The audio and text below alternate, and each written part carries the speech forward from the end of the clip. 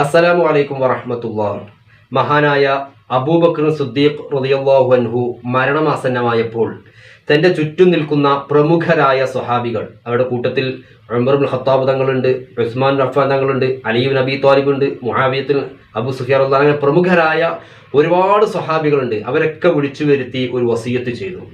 ഞാൻ മരിച്ചാൽ എൻ്റെ ജനാസ സംസ്കരണം പൂർത്തീകരിച്ചു കഴിഞ്ഞാൽ നിങ്ങൾ എന്നെ ചുമന്നുകൊണ്ടുപോയി ഹബീബ് സല്ലല്ലാഹു അലൈഹി വസല്ലമ കടക്കുന്ന റൗദ ഷരീഫിന്റെ വാതിൽക്കൽ കൊണ്ടുപോയി വെക്കണം, എൻ്റെ ജനാസ വെക്കണം.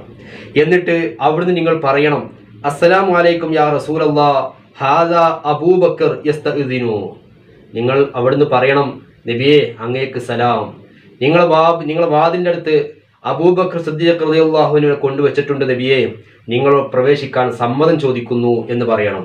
നബി സല്ലല്ലാഹു അലൈഹി വസല്ലമ തങ്ങൾ സമ്മതം തന്ന് ആ കുറ്റിയിട്ട വാതിൽ തുറന്നു കഴിഞ്ഞാൽ, സമ്മതം തരികയാണെങ്കിൽ നിങ്ങൾ എന്നെ അതിലേക്ക് പ്രവേശിപ്പിക്കണം. എന്നിട്ട് അവിടെ നിങ്ങൾ എന്നെ റസൂലുള്ളാഹിന്റെ അടുത്ത് നിങ്ങൾ എന്നെ മറമാടണം.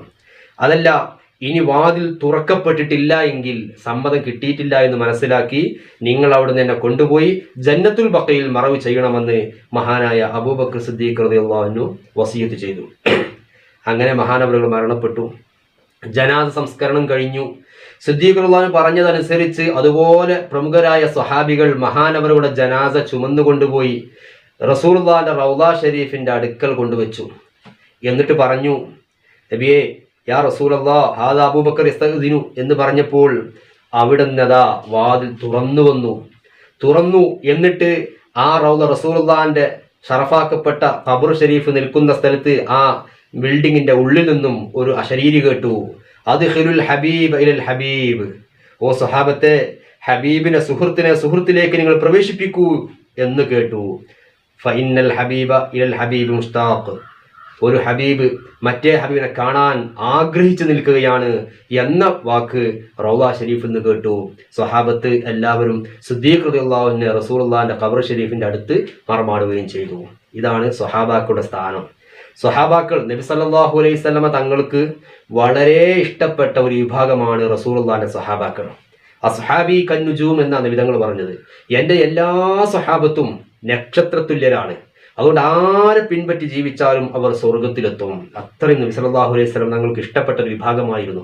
കാരണം നബി സല്ലല്ലാഹു അലൈഹി വസല്ലം തങ്ങൾ എല്ലാ പ്രയാസത്തിലൂടെ പോകുമ്പോഴും അവിടെ നബി തങ്ങൾക്ക് താങ്ങും തണലുമായി സാമ്പത്തികപരമായും ശാരീരികമായും മാനസികമായും പിന്തുണ പ്രഖ്യാപിച്ച് റസൂലുള്ളാഹിന്റെ താങ്ങും തണലുമായി നിന്ന ഒരു വിഭാഗമാണ് സ്വഹാബത്ത്. അവരെ നമ്മൾ ബഹുമാനത്തോടെ കാണണം. ഒരിക്കലും അവരെ നമ്മൾ ആക്ഷേപിക്കുന്ന ഒരു സ്വഭാവം നമ്മൾ ഉണ്ടാകാൻ പാടില്ല. ഒരു സ്വഹാബിയെ കുറിച്ചും ആക്ഷേപിക്കാൻ പാടില്ല. എല്ലാവരും വിശ്വസ്തരാണ്, എല്ലാവരും സ്വർഗത്തിലുമാണ്. അതുകൊണ്ട് സ്വഹാബത്തിനെ ഒരു വിഭാഗത്തിലെ ആളുകളെയും നമ്മൾ ആക്ഷേപിക്കാനേ പാടില്ല. ഒരു ചരിത്രം കാണാം. മഹാനായ അബൂ ഇസ്ഹാഖ് റളിയല്ലാഹു അൻഹു പറയാണ്, ഞാൻ ഒരു ദിവസം മദീനയിൽ നിൽക്കുന്ന സമയത്ത് അവിടെ ഒരാൾ മരണപ്പെട്ട സമയത്ത് അദ്ദേഹത്തെ മയ്യത്ത് കുളിപ്പിക്കാൻ വേണ്ടി എന്നെ വിളിച്ചു. ഞാൻ മയ്യത്ത് കുളിപ്പിക്കേണ്ട സമയമായപ്പോൾ ആ വീട്ടിൽ പോയി മയ്യത്ത് കുളിപ്പിക്കാനുള്ള സൗകര്യം ഏർപ്പെടുത്തി മയ്യത്തിനെ കൊണ്ടുവച്ച് കിടത്തി. അങ്ങനെ കുളിപ്പിക്കാൻ വേണ്ടി മയ്യത്തിന്റെ മുഖത്ത് നിന്ന് ആ തുണി മാറ്റിയപ്പോൾ വലിയൊരു സർപ്പം ആ മയ്യത്തിന്റെ കഴുത്തിൽ ഒരു മാലയായി ചുറ്റിക്കിടക്കുന്നതായിട്ട് ഞാൻ കണ്ടു. ഉടനെ തന്നെ ഞാൻ ഓടി എന്ന് ചോദിച്ചു അവിടുത്തെ ആളുകളോട്, എന്താണ് ഇദ്ദേഹത്തിന്റെ കഴുത്തിൽ ഇങ്ങനെ വലിയ സർപ്പം ചുറ്റിക്കിടക്കുന്നതായിട്ട് കാണുന്നത്? അപ്പോൾ അവിടുന്ന് ആളുകൾ പറഞ്ഞു, കാന യസുബ്ബു സ്വഹാബത റളിയല്ലാഹു അൻഹും. ഈ മരിച്ച ആള് സ്വഹാബികളെ ചീത്ത പറയുന്ന ആളായിരുന്നു, അസഭ്യം പറയുന്ന ആളായിരുന്നു. അതുകൊണ്ട് സ്വഹാബാക്കൾ ചീത്ത പറഞ്ഞപ്പോൾ അല്ലാഹു തആല ദുനിയാവിൽ നിന്ന് തന്നെ അദ്ദേഹത്തിന് ശിക്ഷ കൊടുത്തു. അപ്പൊ ഇനി ആഖിറത്തിൽ ശിക്ഷ പറയേണ്ട ആവശ്യമില്ലല്ലോ. അതുകൊണ്ട് സ്വഹാബാക്കൾ മുഴുവൻ വിശ്വസ്തരാണ്, എല്ലാവരും സ്വർഗത്തിലാണ്. ആരെ പിന്തുടർന്നാലും അവർ വിജയിക്കും. സ്വഹാബാക്കൾ റസൂലുള്ളാഹിക്ക് ഇഷ്ടപ്പെട്ട വിഭാഗമാണ്. അതുകൊണ്ട് നമ്മളും അവരെ സ്നേഹിക്കണം. സ്വഹാബത്തിന്റെ ബർക്കത്ത് കൊണ്ട് അല്ലാഹു തആല നമ്മളെ വിജയിപ്പിക്കുമാറാവട്ടെ. ഈ വീഡിയോ നിങ്ങൾക്ക് ഉപകാരപ്രദമായിട്ടുണ്ടെങ്കിൽ ഷെയർ ചെയ്യാനും സബ്സ്ക്രൈബ് ചെയ്യാനും മറക്കരുത്. മറ്റൊരു വീഡിയോയുമായി വീണ്ടും കാണാം ഇൻഷാ അല്ലാഹ്. അസ്സലാമു അലൈക്കും.